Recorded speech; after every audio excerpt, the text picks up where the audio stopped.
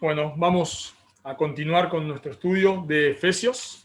Así que en esta tarde les invito a abrir sus Biblias, por favor, en Efesios, capítulo 5. Efesios, capítulo 5, y vamos a estar leyendo del versículo 7 al versículo 14. Efesios 5, 7 al 14. Entender la relación que el creyente debe tener con el mundo o con los no creyentes. Un pasaje clave para entender la relación que los creyentes debemos tener con el mundo o con los no creyentes. Así que Efesios 5, 7 al 14. Dice la palabra de Dios, leo de la versión Reina Valera 60. No seáis, pues, participantes con ellos, porque en otro tiempo erais tinieblas, mas ahora sois luz en el Señor. Andad como hijos de luz, porque el fruto del Espíritu es en toda bondad, justicia y verdad, comprobando lo que es agradable al Señor. Y no participéis de las obras infructuosas de las tinieblas, sino más bien reprendedlas, porque vergonzoso es aún hablar de lo que ellos hacen en secreto. Mas todas las cosas, cuando son puestas en evidencia por la luz, son hechas manifiestas, porque la luz es lo que manifiesta todo. Por lo cual dice: despiértate, tú que duermes, y levántate de los muertos, y te alumbrará Cristo. Una de las cosas que más nos cuesta a los creyentes es nuestra relación con el mundo o nuestra relación con los no creyentes. Cuando Dios te salva, cuando uno se convierte, nos cuesta discernir o te cuesta discernir qué cosas podés hacer y qué cosas no. Pensá por un momento conmigo, Jesús nos salva, pero nos deja en el mundo. Cuando Dios te salva, Él podría llevarte directamente al cielo, pero no lo hace. En algunos casos sí, por ejemplo, tenemos un caso en la Escritura, el ladrón en la cruz, que Dios lo salva y en ese mismo momento se lo lleva al cielo. Ya le dice, el ladrón estaba ya a punto de morir, le dice: hoy estarás conmigo en el paraíso. O sea, ese hombre no tuvo mucha relación con el mundo, digamos, con los siendo creyentes con los no creyentes. Pero la realidad es que en la mayoría de los casos no sucede así. Y Dios nos salva, y no solamente que no nos lleva al cielo, sino que Dios nos salva y tampoco nos lleva a una isla donde somos todos creyentes y nos relacionamos solamente entre creyentes. Tampoco te salva y te lleva a otra ciudad, por lo general, tal vez hay algunos casos, pero por lo general no es así. Sino que Dios te salva y en la mayoría de los casos, 90% de los casos, te deja viviendo en el mismo lugar que estabas. Así que Dios te salva, ahora sos un creyente, pero estás viviendo exactamente en el mismo lugar, relacionándote exactamente con las mismas personas, pero ahora sos un creyente. Y ahora no querés vivir como vivías antes. Ahora querés agradar a Dios. Y te cuesta saber cómo agradás a Dios, pero al mismo tiempo te relacionás con aquellos que no les importa agradar a Dios. Y sumado a esto, la mayoría del tiempo estás con personas no creyentes. En general, ahora tal vez en la cuarentena eso es un poco distinto, pero la realidad es que la mayoría del tiempo te relacionas, o capaz algunos trabajan con personas creyentes, bueno, no es el caso, pero en la mayoría de los creyentes están todo el tiempo relacionándose con no creyentes. Así que surge la pregunta: ¿cómo debo hacer? ¿Cómo me debo relacionar? Conozco a personas que cuando Dios las salva, en el momento que las salva, ellos deciden ir a estudiar a un instituto bíblico donde están internados por varios años en un lugar, en un instituto bíblico donde están rodeados de creyentes. Y esas personas, he hablado con muchos de ellos, por lo general cuando salen de ese paraíso, entre comillas, ¿no?, rodeado de creyentes, y ahora van a relacionarse con no creyentes, no saben cómo hacerlo. Y seguro a vos te pasa, y a mí también me pasa, que nos cuesta saber cómo hacemos para relacionarnos con el mundo, con los no creyentes, porque debemos hacerlo, pero al mismo tiempo para no practicar sus pecados. ¿Cómo hacemos? Y recuerdo cuando el Señor me salvó, recuerdo que todo el tiempo a la persona que me estaba discipulando le estaba todo el tiempo preguntando, ¿puedo hacer esto? ¿Puedo hacer aquello? ¿Está bien que haga esto? ¿Está mal? ¿Cómo? Y no sabía qué hacer, ¿no? En ese momento no existía WhatsApp, pero casi que todo el tiempo le mandaba un mensaje, ¿no? Por cada cosa que tenía que hacer, porque no sabía cómo actuar. Quería agradar a Dios, pero no sabía cómo hacerlo. Así que este texto nos enseña cómo relacionarnos con los no creyentes, con el mundo. Y lo que vamos a ver en este texto, lo que este texto nos enseña es que Dios desea que los creyentes andemos en santidad en un mundo de tinieblas. Dios desea que los creyentes andemos en santidad en un mundo de tinieblas. Y este texto nos va a dar dos motivos para que andemos en santidad en un mundo de tinieblas. El primer motivo es porque Dios hizo resplandecer su luz sobre nosotros. Eso lo vemos del versículo 7 al 10. Es el primer motivo por el cual debemos andar en santidad en un mundo de tinieblas es porque Dios hizo resplandecer su luz sobre nosotros. Y el segundo motivo es porque Dios usa a los creyentes para mostrarle al mundo su pecado.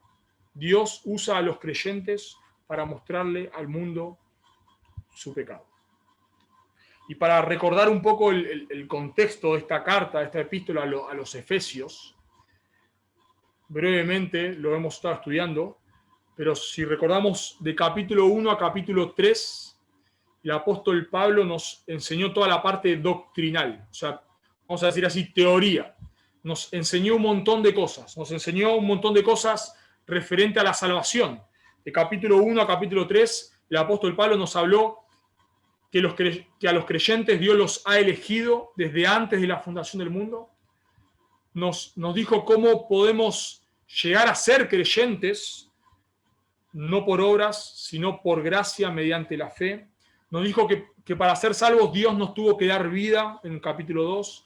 Nos dijo que ahora judíos y gentiles que antes estaban enemistados, ahora son parte del mismo cuerpo. Y Pablo nos enseñó un montón de cosas referente a la salvación. Pero ahora el apóstol Pablo está interesado en que podamos vivir a la luz de eso. O sea, que los creyentes puedan vivir a la luz de la salvación. Y por eso, en capítulo 4, versículo 1, Pablo nos ruega que andemos como es digno de la vocación con que fuimos llamados. En capítulo 4, versículo 17, Pablo nos ruega que ya no andemos como los gentiles, como los no creyentes.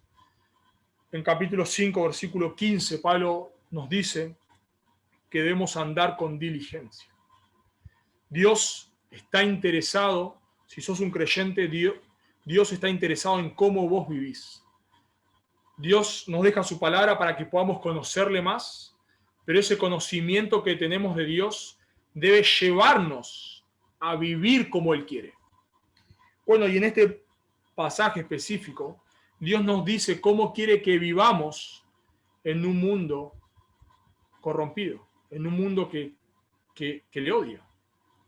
Bueno, y Él nos dice, si se fijan conmigo, por favor, ahí en el versículo 7, dice, no seáis, pues, participantes con ellos. Ese, pues, es la conclusión de lo que Él dijo. Él nos dijo antes, del versículo 3 al 6, que no debemos andar en inmoralidad sexual, porque la ira de Dios está sobre esas personas y viene sobre esas personas. Y Pablo nos dice que no, por ese motivo no debemos ser participantes con ellos.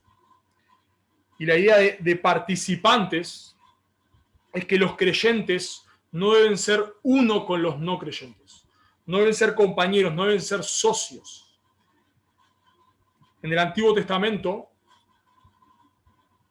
los judíos debían llevar a los no judíos el evangelio, debían, vamos a decir así, predicar el evangelio en el Antiguo Testamento, debían hacer que otros vengan a la nación de Israel. En la nación de Israel estaba el templo y vean la gloria de Dios manifestada en el templo, pero ellos no debían mezclarse con otros pueblos al punto de que terminen participando de sus pecados.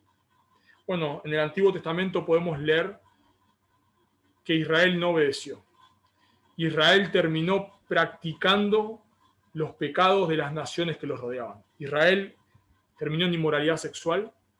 Leemos por el libro de Reyes que uno de los reyes, por lo menos uno de los reyes de Israel, terminó sacrificando a sus hijos en el fuego como holocausto a supuestos dioses. Y Dios les advirtió, no se mezclen con otras naciones, porque los van a hacer participar de sus pecados. Pero Israel no escuchó. E Israel terminó practicando los pecados de las naciones. Y como consecuencia, vemos en el libro de Lamentaciones que Dios los mandó al exilio. Dios los sacó de esa tierra y Babilonia arrasó con Israel. Y de la misma manera, el mismo principio es para nosotros los creyentes. Por eso dice en este texto, no seáis pues participantes con ellos. ¿Quiénes son ellos? Bueno, ellos son los no creyentes que acabo de escribir del versículo 3 al versículo 6. Dios no quiere que los creyentes participen del pecado de los no creyentes. Ahora, esto no quiere decir que Dios no quiere que nos relacionemos. Esto no quiere decir que Dios no quiere que nos relacionemos con no creyentes. Dios nos manda a relacionarnos con no creyentes. Por ejemplo, en 1 Corintios capítulo 6, el apóstol Pablo dice que si nosotros los creyentes no nos deberíamos relacionar con ningún fornicario, ni avaro, ni borracho, deberíamos irnos del mundo. En Juan 17, Jesús oró por la iglesia y le dijo al Padre, Padre, no te pido que los quites del mundo. Jesús le dice al Padre, Padre, no te pido que los quites del mundo. ¿Qué quiere decir eso? Padre, no te pido que los saques y te los lleves a la gloria inmediatamente después que los salves. Te pido que los dejes en el mundo, pero que los guardes del mal. Así que los creyentes no son mejores que los no creyentes. Pablo ya los dijo. Si somos salvos es por la gracia de Dios. Nadie se ganó la salvación, nadie. Toda aquella persona que es salva por la gracia de Dios. Y Dios nos manda a nosotros, Mateo 28, a hacer discípulos a todas las naciones. ¿Cómo vas a hacer discípulos? ¿Cómo vas a predicar el evangelio si no te relacionás con no creyentes? ¿Cómo haces? Imposible. Incluso ha pasado en la historia de la iglesia que en cierto momento la iglesia se ha como retirado del mundo y eso no ha sido bueno. Eso es desobedecer a Dios. Jesús nos manda al mundo. Y antes de ascender a los cielos, Jesús nos dice, hagan discípulos en todas las naciones. Y para ser discípulos y predicar el evangelio, vos y yo debemos relacionarnos con no creyentes. Y los judíos debían relacionarse con no creyentes. Pero lo que no debían era participar de sus pecados. Por eso nos dice el texto, no seáis participantes con ellos. Y no debemos ser participantes porque la ira de Dios viene sobre ellos, en primer lugar, pero tampoco debemos ser participantes con ellos. No dice el texto, note conmigo el versículo 8, porque en otro tiempo erais tinieblas, mas ahora sois luz en el Señor. Pablo está diciendo lo siguiente. Era lógico que en otro tiempo hayamos vivido en cualquier tipo de pecado. Es lógico que antes de ser creyente, tal vez vos hayas vivido en inmoralidad sexual. Es lógico. Es lógico que antes de ser creyente, tal vez vos hayas vivido en adulterio, fornicación, que hayas vivido en robo, que hayas vivido en mentira, que hayas vivido en homicidio tal vez. Es lógico que cualquiera de nosotros, antes de ser creyentes, hayamos vivido en cualquier tipo de esos pecados. ¿Por qué es lógico? Bueno, el texto nos lo dice. Porque en otro tiempo erais tinieblas. Noten que Pablo no dice que andábamos en tinieblas, sino dice que éramos tinieblas. Es lógico que antes que Dios nos salve, hayamos vivido en cualquier tipo de pecado, porque nosotros nacemos pecadores. Pablo dijo en capítulo 2, versículo 3, que éramos hijos de ira por naturaleza. Por naturaleza. El hombre, el ser humano, no nace ni bueno ni neutral. La Escritura nos enseña que el hombre nace pecador, que cuando Adán y Eva pecaron, con él toda la raza humana cayó. Y por eso el hombre nace pecador. Hay personas que piensan que si vos agarrás un niño y lo pones en una buena familia, ese niño va a ser bueno. Pero eso es mentira. Porque el problema del hombre no está a su alrededor. El problema del hombre está dentro de él. Por eso en Génesis, capítulo 4, después que el hombre cae, Adán y Eva caen en pecado, Caín mata a Abel. Y Caín no tuvo una sociedad que lo impulsó a matar a Abel. Él lo mató por el pecado de su corazón. Así que el primer pecado que vemos después de la caída es el homicidio. Y luego de que Dios crea al ser humano, no sabemos cuánto tiempo pasa, pero la caída del hombre está en Génesis 3. Y en Génesis 6, 3 capítulos después, no sabemos exactamente cuánto tiempo pasa, pero en Génesis 6, la maldad del hombre es tan mala que Dios extermina a toda la raza humana menos a 8 personas. Yo se los leo, dice Génesis capítulo 6, versículo 5. Y vio Jehová que la maldad de los hombres era mucho en la tierra y que todo el designio de los pensamientos del corazón de ellos, del hombre, era de continuo solamente el mal. Y se arrepintió Jehová de haber hecho al hombre en la tierra y le dolió en su corazón. Y dijo Jehová, raeré de sobre la faz de la tierra a los hombres que he creado, desde el hombre hasta la bestia y hasta el reptil y las aves del cielo, pues me arrepiento de haberlos hecho.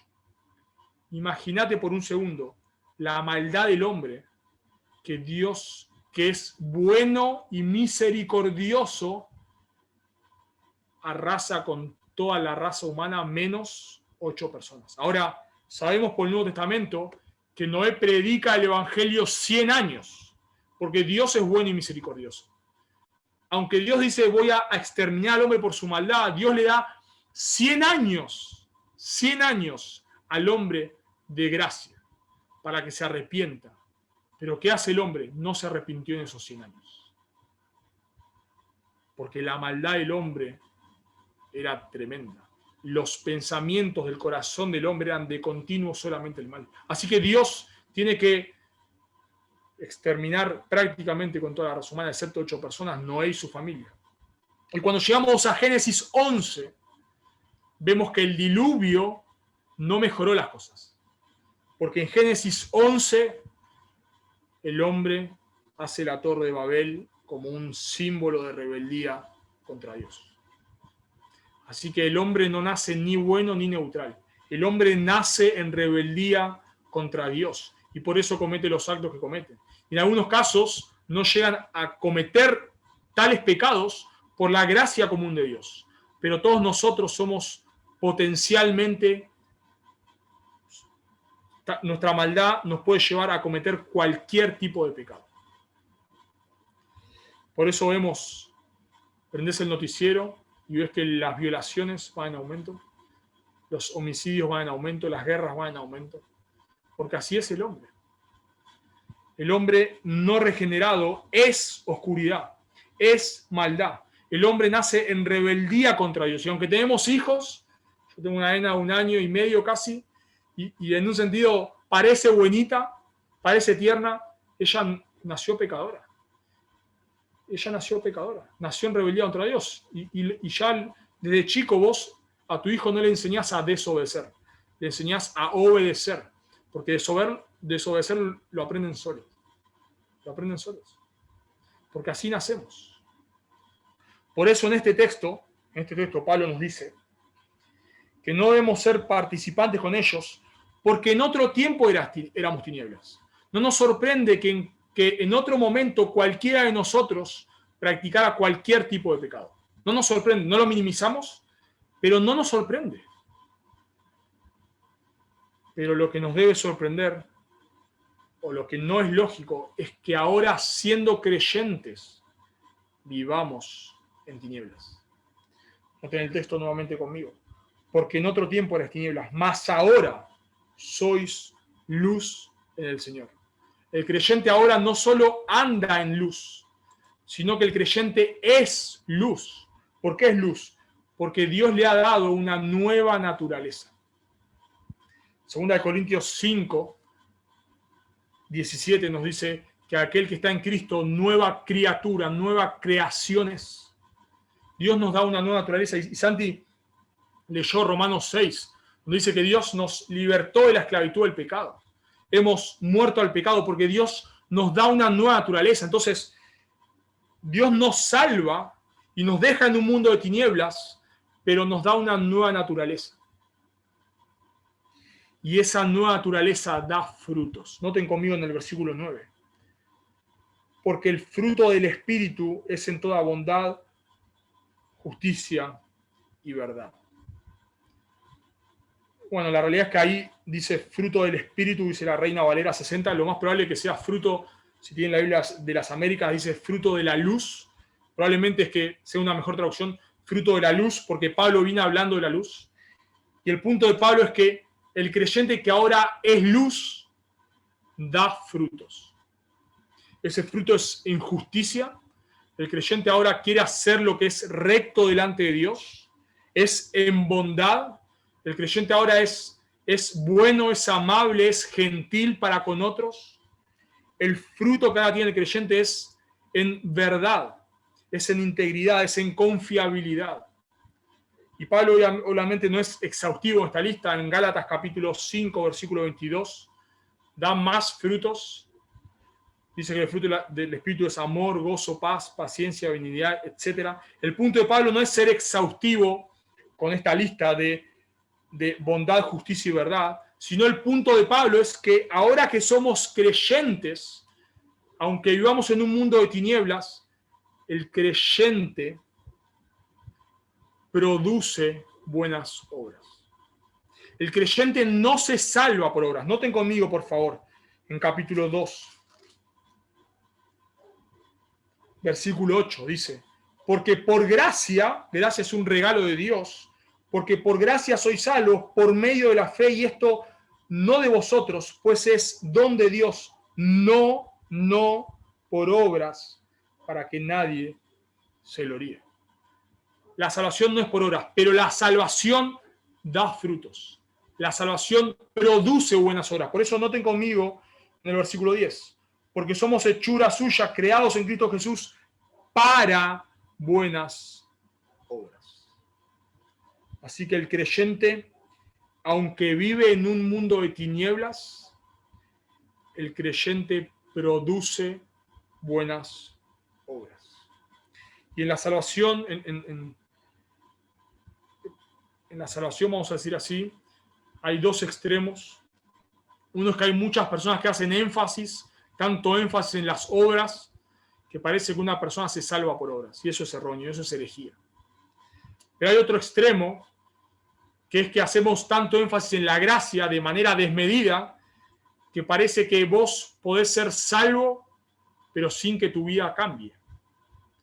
Con que vos solamente digas ciertos datos del Evangelio ya es suficiente. Pero eso también es erróneo. Porque la salvación es por gracia, pero la gracia que salva también transforma. Por eso el creyente, aunque está en un mundo de tinieblas, el creyente debe dar fruto.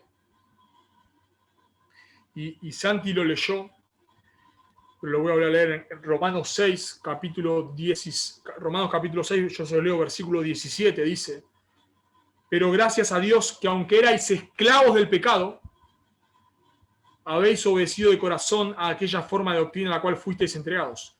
Y libertados del pecado, vinisteis a ser siervos de la justicia. Lo que Pablo está diciendo ahí en Romanos es que antes éramos esclavos del pecado, pero cuando Dios nos salva, nos liberta de la esclavitud del pecado y ahora nos hace esclavos de la justicia. Y como esclavos de la justicia, producimos buenas obras. Y ese es el argumento de Santiago en capítulo 2. Santiago dice que la fe sin obras es muerte. No porque la salvación sea por fe más obras, sino porque la verdadera fe produce buenas obras. Por eso Santiago dice, ¿vos creés en Dios? Bueno, déjame decirte que los demonios también creen y tiemblan, pero no se arrepienten. ¿Vos creés que Jesús es Dios? Los demonios también. Al punto que cuando Jesús se humana, viene a la tierra, los demonios, ¿recuerdan qué hacen? Se postran y ¿qué le dicen? Tú eres el Cristo, el Hijo del Dios viviente. Los demonios declaran lo que ni los hombres declaraban.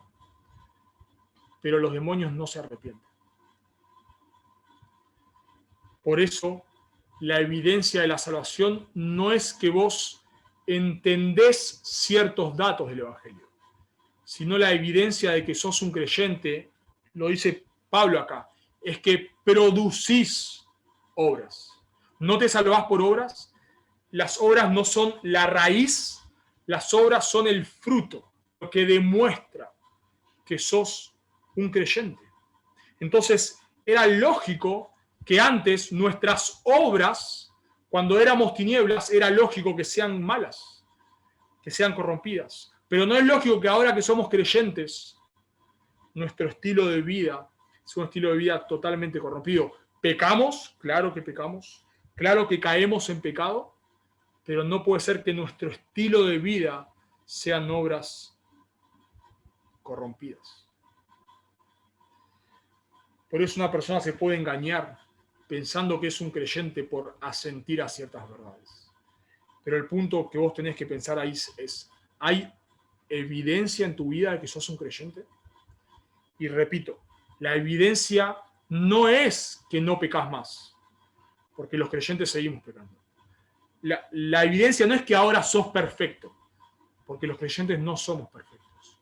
Pero la evidencia es que ahora querés agradar a Dios. La evidencia es que ahora nos dice el texto, ahí en el versículo 9, es en toda verdad, justicia, toda bondad, justicia y verdad.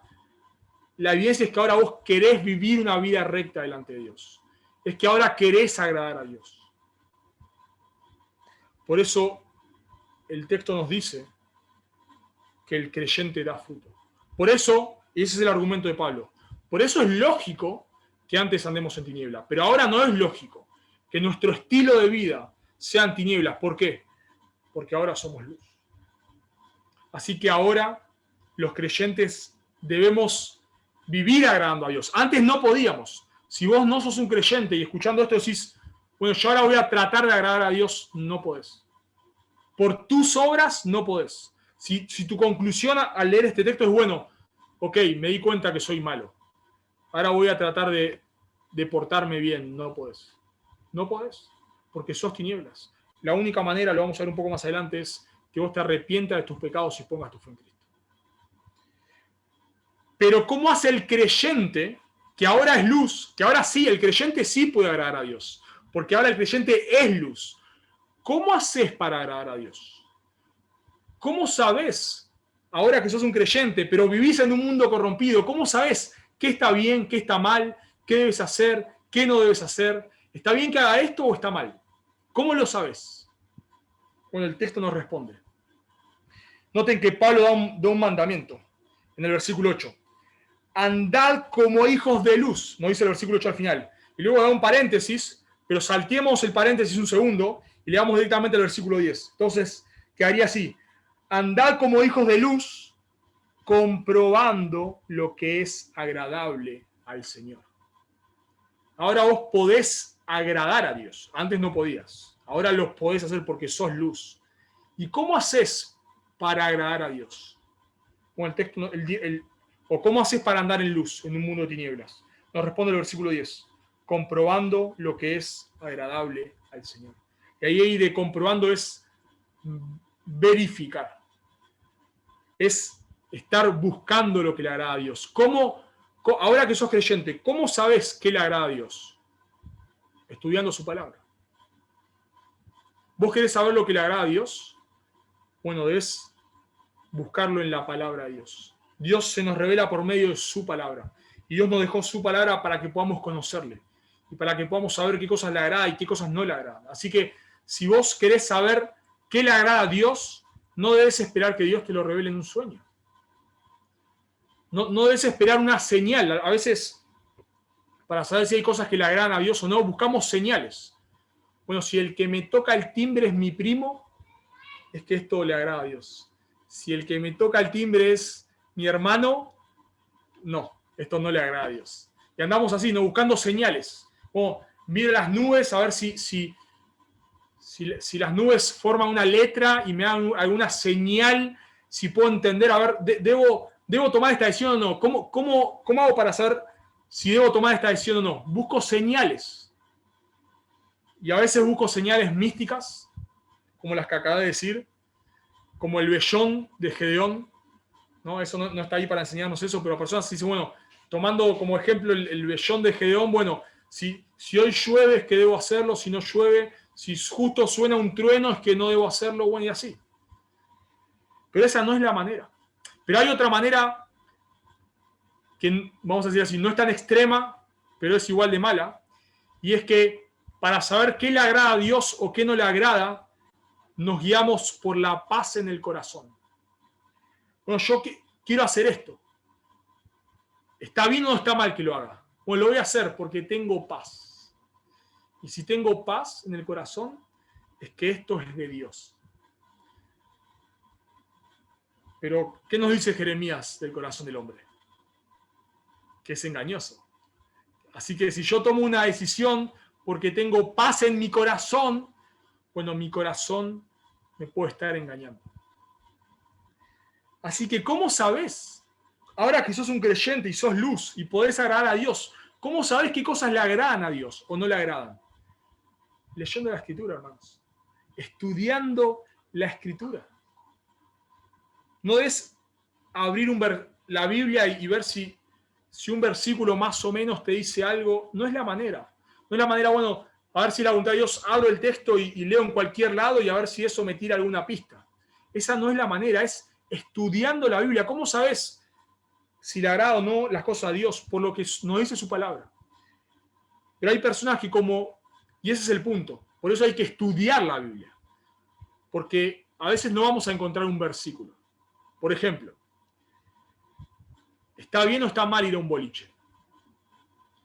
Bueno, si vos vas a abrir tu Biblia y vas a esperar encontrar que te diga no vayan a los boliches, déjame decirte que no lo vas a encontrar. No lo vas a encontrar porque en ese tiempo no existían boliches. Entonces hay personas que, bueno, ¿y cómo sé si está mal o no ir a un boliche? ¿Cómo lo sé? Bueno, aunque no haya un versículo, porque la Biblia no es un atlas de temas, aunque no haya un versículo que nos diga no vayas al boliche, hay principios. Y la Escritura nos revela el carácter de Dios. Y a través del carácter de Dios podemos ver que ir a un boliche no es correcto. Y lo podemos ver, por ejemplo, en los versículos que hemos estudiado, del versículo 3 al versículo 6. Nos dice, pero fornicación y toda inmundicia o avaricia ni aún se nombre entre vosotros. O si no se debe nombrar entre los creyentes, mucho menos debo ir a un boliche donde la fornicación es lo que abunda, donde la avaricia es lo que abunda, donde la inmoralidad sexual es lo que abunda. Así que aunque no hay un versículo que me diga no vayas a un boliche, en la Escritura vemos que lo que se hace en un boliche no agrada a Dios. Por lo tanto, un creyente no debe participar de esas cosas. ¿Debo responderle este WhatsApp a esta persona o no? Bueno, no vas a encontrar un versículo que te diga si debe serlo o no, pero puedes encontrar principios en la Escritura. Bueno, Dios me dice que la carne es débil. Dios me dice que debo huir de la fornicación. Así que tal vez la relación que estoy teniendo con el sexo opuesto no es correcta. No es pecado. No vas a encontrar un texto que te diga que es pecado responder un WhatsApp a tal o cual persona. No lo vas a encontrar. Pero vas a encontrar principios. Huir de la fornicación. O tal vez ese principio se aplique para que no lo hagas. Y estoy dando obviamente ejemplos.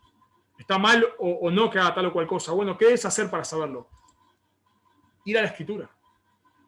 Tengo personas que han tomado decisiones de irse a vivir a otros lados donde no había iglesias. O sea, ellos estaban en una iglesia bíblica y decidieron irse a vivir a otro lado donde no había iglesias bíblicas porque tenían paz en el corazón.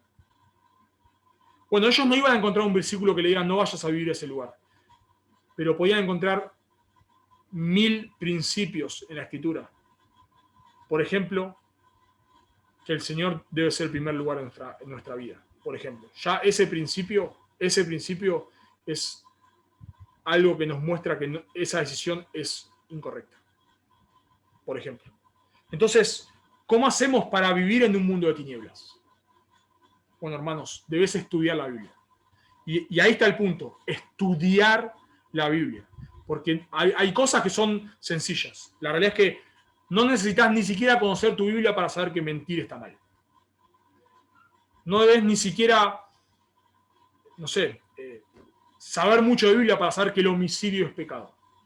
Pero debes saber y estudiar la Escritura para saber si debes tomar o no tal trabajo. Si debes irte o no a vivir en tal o cual lado. Si debes o no hacer tal o cual cosa. Si debes ir a tal lugar o no ir. Si debes o no debes relacionarte con tal o cual persona. Para eso necesitas conocer la Escritura porque no vas a encontrar un versículo que te lo diga directamente. Así que para vivir en luz en un mundo de tinieblas debemos saber qué es lo que le agrada a Dios. Así que en primer lugar vimos que para que andes en santidad en un mundo de tinieblas, el primer motivo por el cual debemos hacerlo es porque Dios hizo resplandecer su luz sobre nosotros. Y ahora podemos obedecer a Dios y ahora podemos entender su palabra. Y por lo tanto debemos ir a buscar en su palabra qué es lo que le agrada a Dios. Pero el segundo motivo para que vivas en santidad en un mundo de tinieblas es porque Dios usa a los creyentes para mostrarle al mundo su pecado. Porque Dios usa a los creyentes para mostrarle al mundo su pecado. Noten conmigo, por favor, lo que dice el versículo 11. Y no participéis en las obras infructuosas de las tinieblas. De ahí de no participar es no tener parte. Los creyentes no deben participar de los pecados de los no creyentes. Debes relacionarte con no creyentes, pero no debes participar de sus pecados. Y eso implica guardarnos de ciertas cosas. Hay personas que en base, creo que es 1 Corintios, donde Pablo dice que se hizo como griego a los griegos, como gentil a los gentiles, como libre a los libres, como esclavo a los esclavos, que participan del pecado de los no creyentes con la excusa de ganarles. Entonces, por ejemplo, van a boliches, pero no, voy para predicar el evangelio. Bueno, un boliche no es un lugar para predicar un evangelio. Hay personas que van a, no sé, que dicen malas palabras. Una vez hablé con una persona que decía, supuestamente a creyentes, muy mal hablado. Y dice, no, pero yo digo esto como para pegar onda con los no creyentes. Bueno, eso es incorrecto. Déjame decirte que eso es incorrecto. ¿Por qué es incorrecto? Bueno, el texto nos lo dice, ¿no? Lo están leyendo, no me lo estoy inventando. Y no participéis de las obras infructuosas de las tinieblas. El texto es claro. Aunque debemos ser luz en un mundo de tinieblas, no debemos participar de sus pecados. Y por eso necesitamos conocer la voluntad de Dios. Porque esto es una tensión. Jesús comía con publicanos y pecadores. Jesús se relacionaba con prostitutas. Pero Jesús no participaba de sus pecados. Y no sé qué concepto tenés de los publicanos y pecadores, pero no eran buenos hombres con lentes que iban golpeando la puerta y tratando de cobrar a la gente sus impuestos. Eran matones. Si querés tener un buen concepto de los publicanos y pecadores, eran matones, eran mafiosos, tal vez barra bravas, podríamos decir hoy. Bueno, Jesús se relacionaba con este tipo de personas. Jesús comía con este tipo de personas. Pero Jesús no participaba de sus pecados, porque la Escritura es muy clara. Jesús jamás pecó. Así que por eso necesitas la sabiduría de Dios revelada en su palabra. Porque debes relacionarte con no creyentes, pero no debes, este texto es claro, no debes participar de sus pecados. Entonces tal vez es bueno que vayas podés ir a comer con no creyentes, pero tal vez hay un contexto donde no es bueno que vayas a comer con ellos. Tal vez hay cosas en las cuales es bueno que participes porque es un medio para predicar el Evangelio y para mostrar el Evangelio, pero hay otros que no. ¿Y cómo lo sé? La Escritura, hermanos. No hay otra, la Escritura. Principios, discernimiento. Pedir a Dios sabiduría, pero no sabiduría para que me lo revele en un sueño. Sabiduría para entenderlo en su palabra. Así que aunque el texto es claro, estamos en el mundo, no debemos participar de sus pecados. Sino en lugar de participar de sus pecados, nos dice el texto, noten conmigo en el versículo 11, sino más bien reprendedlas. O sea que no solamente estamos en un mundo de tinieblas y debemos relacionarnos, pero no participar de sus pecados, sino que además debemos reprender los pecados del mundo. Si vos pensás, bueno, ok, yo me abstengo de todo, no es suficiente. No es suficiente. El texto nos dice que los creyentes debemos reprenderlos. La palabra ahí reprender quiere decir amonestar rigurosamente. Así que los creyentes deben amonestar muchas veces a los no creyentes. Muchas veces de manera indirecta. Muchas veces, y tal vez es lo que más se relaciona con este texto, la manera en la cual reprendemos a los no creyentes es con nuestro estilo de vida. No sé si alguna vez te ha pasado, pero que alguien, por dar una ilustración, en el trabajo se queda con un vuelto que no le corresponde. Y te quiere hacer a vos partícipe de eso. Y cuando vos le decís que no, la persona te insiste. Pero no te insiste porque es buena. No te insiste porque quiere que vos también te quedes con algo. ¿Sabes por qué te insiste? Porque se siente culpable. Se siente culpable. Y como se siente culpable de ese pecado, para no sentirse tan culpable, quiere que vos participes. O otra ilustración. Tal vez alguien está mintiendo. Y ya mintió, no necesita que vos mientas. Pero te quiere hacer mentir y te insiste para que mientas. No necesita que mientas. ¿Pero por qué te insiste?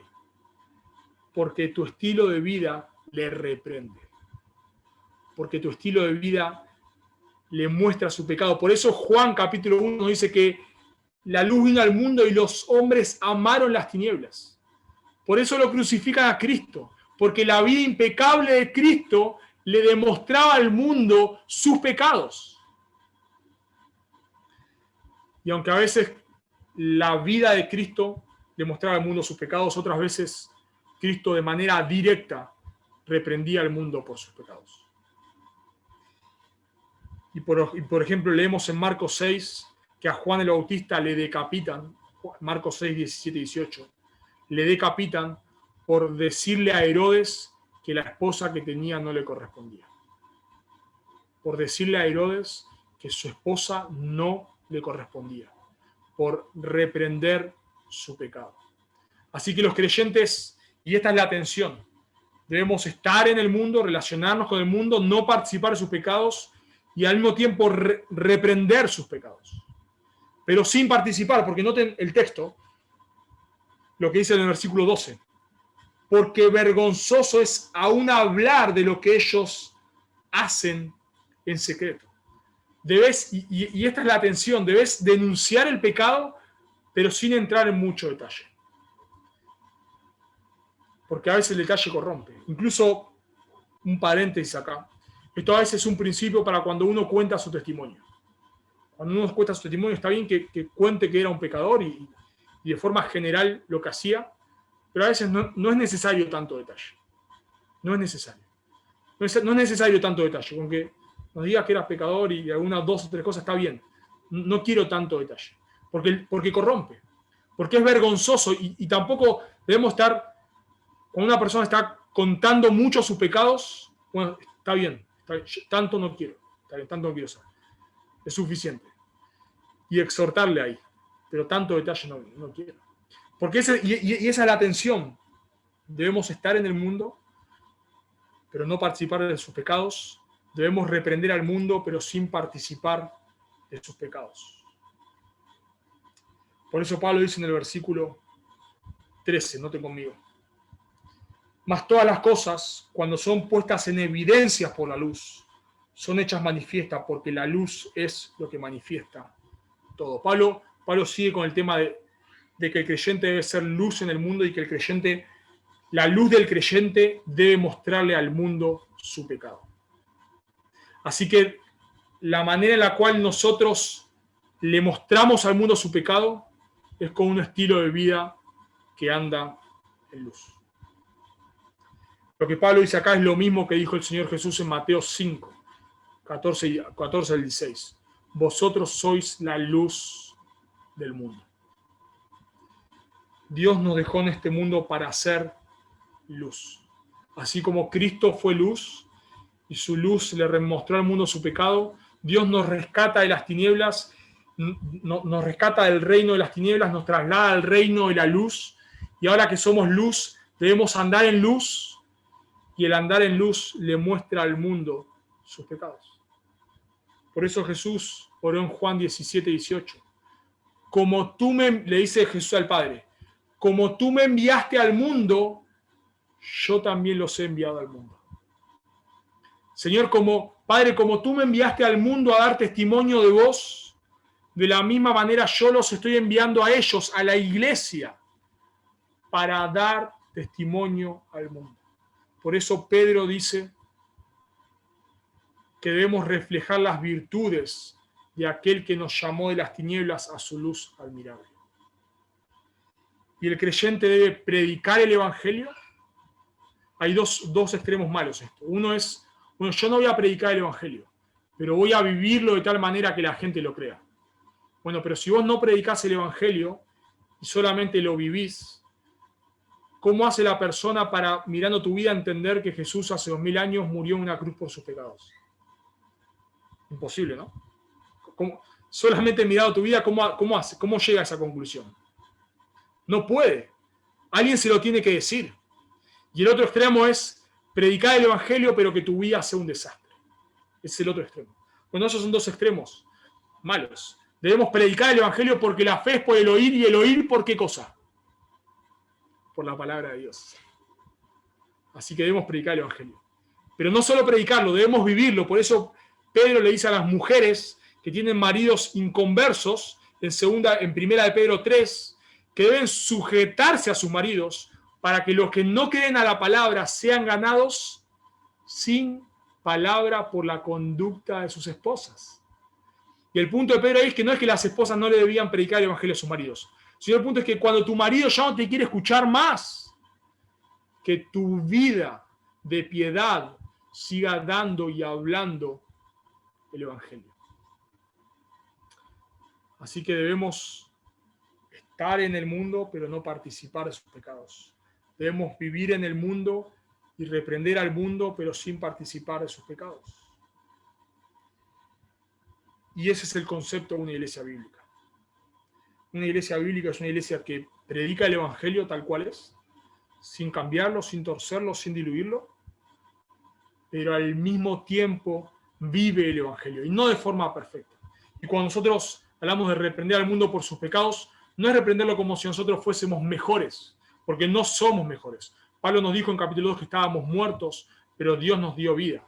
Así que la manera de mostrar al mundo sus pecados no es como jueces o como personas que son mejores, sino es como pecadores que han sido perdonados por la gracia de Dios y ahora predican de ese perdón a otros y les llaman a arrepentirse de sus pecados.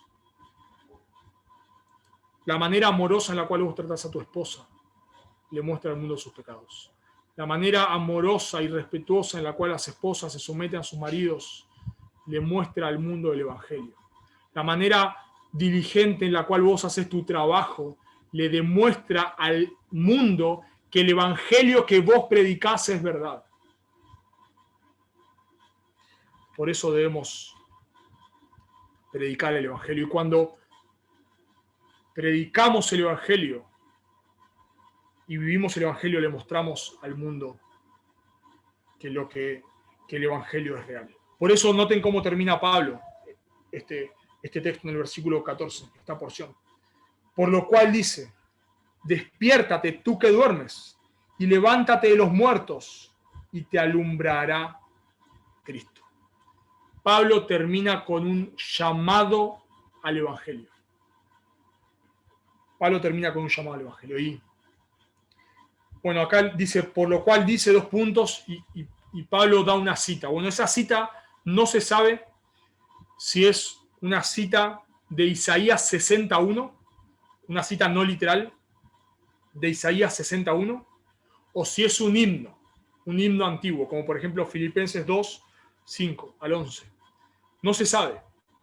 Hendriksen, un comentarista, dice en su comentario, debemos confesar que nadie sabe realmente en forma segura ni el origen de estas líneas, ni el alcance y la forma de su uso en la iglesia primitiva. La realidad, hermanos, es que puede ser que este texto sea un llamado a que si vos sos un creyente, pero estás viviendo hoy como si no lo sos, te arrepientas y vuelvas al Señor. O puede ser que sea un llamado a no creyentes a arrepentirse de sus pecados y poner su fe en Cristo. Y yo pienso, me inclino por esta segunda opción. Pienso que Pablo está diciendo, este es un llamado a los no creyentes. ¿Por qué? Pablo está escribiendo una iglesia, pero la realidad es que en la iglesia hay no creyentes. En la iglesia hay no creyentes, porque ir a una iglesia no te salva. Por eso Pablo dice en 2 Corintios 5, os ruego reconciliados con Dios a la iglesia. ¿Cómo, Pablo? Ya me reconcilié. Porque Pablo sospechaba que dentro de la iglesia había personas que no eran creyentes. Y posiblemente eso es lo que sucedía en este lugar. Y posiblemente esto se relaciona con lo que Pablo viene diciendo en el versículo 13. Los creyentes le muestran a los no creyentes con su vida su pecado. Así que si vos no sos un creyente, pero estás en la iglesia, mirá la vida de tus hermanos y esa vida refleja tu pecado. Esa vida muestra tu pecado. El amor de tus hermanos por el Señor, no perfecto, pero el amor de tus hermanos por el Señor refleja que vos no amás a Dios. La pasión que otros tienen por vivir para el Señor reflejan que tu falta de pasión por Dios tal vez provenga de que no seas un creyente. Y si ese es el caso, lo que Pablo está haciendo es llamándote a que te arrepientas de tus pecados y pongas tu fe en Cristo. Ahora le podría decir, bueno, pero acá dice, despiértate tú que duermes. ¿Cómo un no creyente se puede revivir a sí mismo? Eso no puede suceder. Bueno, en realidad lo que Pablo está haciendo acá es apelando a la responsabilidad del hombre. Es verdad que para que una persona crea, Dios le tiene que dar vida, claro que es verdad. Pero no es menos verdad que el hombre tiene la responsabilidad, el hombre y la mujer, el ser humano, tiene la responsabilidad de arrepentirse de sus pecados. Eso no es menos verdad. Por eso Jesús dijo, venid a mí todos los que estéis trabajados y cargados. Jesús dijo, venid a mí. Pero él dijo en otra ocasión, en Juan 6, nadie puede venir a mí si el Padre no le trajere. ¿Cómo, Jesús? Me está diciendo que vaya a vos, pero nadie puede ir a vos. No entiendo. Porque son las dos realidades. Todos van a ir aquellos que el Padre le dé al Hijo. Pero no es menos verdad que vos sos responsable de ir a Jesús. Esa es tu responsabilidad. Y por eso Pablo dice, despierta tú que duermes. Tu responsabilidad hoy es que te arrepientas de tus pecados y pongas tu fe en Cristo. Y si encima vos estás viviendo y tenés relación con creyentes, eso agravia tu pecado. Porque la vida de esos creyentes con los cuales vos te rodeás, aunque no es una vida perfecta, porque los creyentes no somos perfectos, demuestran tu pecado. ¿Y qué debes hacer cuando los creyentes están mostrando tu pecado? Bueno, no debes huir, no debes dejar de relacionarte con creyentes. Lo que debes hacer es lo que Pablo dice acá. Arrepentite de tus pecados, poné tu fe en Cristo y te alumbrará Cristo. Jesús dijo, el que a mí viene yo no le echo fuera.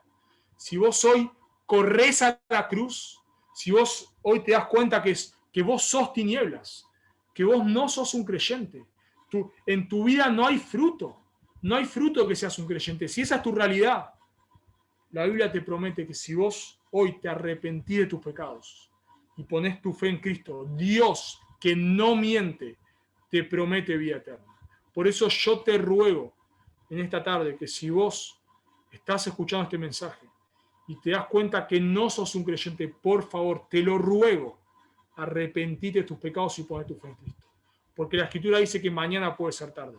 No solamente porque no sabes si vas a estar vivo, sino porque mañana tu corazón puede estar endurecido.